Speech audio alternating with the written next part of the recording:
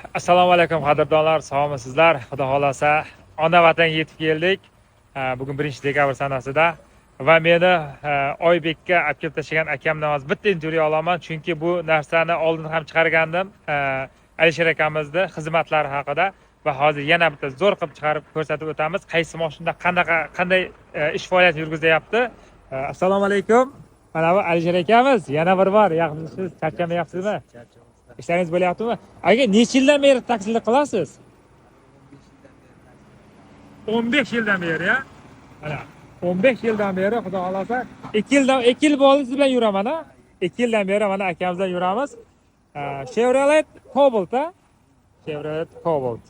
Mana shu mashinada mana hozir Oybekka yetib keldik. Bemalol quyidagi raqamlarga telefon qilib bog'lanib kelishlaringiz mumkin. Nimaga buni tavsiya qilyapman? Chunki bu odam Alisher akamiz Kansaydan qarindoshlari bor, o'zimizda odam joy darajasiga bemalol kelib gaplashib, maza qilib kelasizlar. Moshin komfort.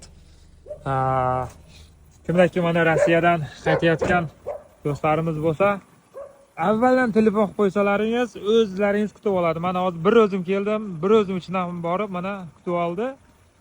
Aka, gap yo'q, charchamang. Ishlarga omad. Faqat gazni bosing aka. Necha soatda keldik hozir? 1,5 soatda mana yetib keldik. Gap yo'q, salomat bo'ling aka, charchamang.